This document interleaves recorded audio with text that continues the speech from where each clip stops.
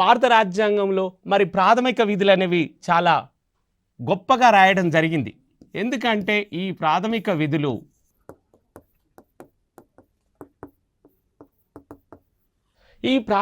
విధులకు ఉన్నటువంటి ప్రావీణ్యత, గొప్పతనం ఏందనేది మీరందరూ తెలుసుకోవాలని కోరుకుంటారు.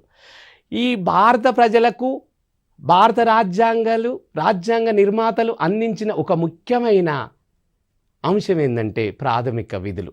ఈ విధులను నిర్వహిస్తూ ప్రాథమిక హక్కులను పొందొచ్చు.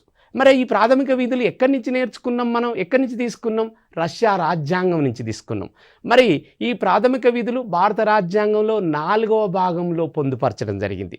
అదేవిధంగా ఈ ప్రాథమిక విధులతో పాటు ఇంకా ఏమి ఇచ్చిర్రు అనేది ఇప్పుడు మనం నేర్చుకుందాం. ప్రాథమిక హక్కులు.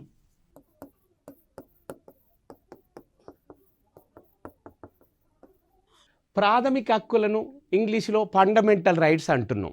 ఈ ఫండమెంటల్ రైట్స్ ఎక్కడి నుంచి తీసుకున్నాం? అమెరికా రాజ్యాంగం నుంచి తీసుకోవడం జరిగింది. ఈ ప్రాథమిక హక్కులకు ఇంత ప్రసిద్ధత ఎలా వచ్చింది అంటే, భారతదేశంలో ఉండబడిన ప్రజలందరికీ ప్రాథమిక హక్కులు.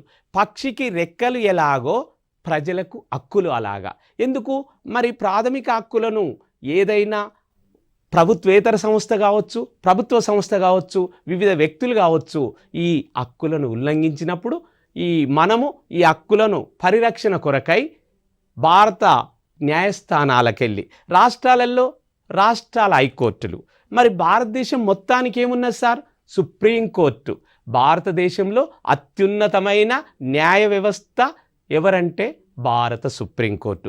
ఆ సుప్రీంకోర్టుకి వెళ్ళి మరి ఆర్టికల్ 31 ప్రకారం, ఆర్టికల్ 31 భారత రాజ్యాంగంలో పొందుపరిచిన నిబంధన. ఈ నిబంధన ఏం తెలియజేస్తుంది?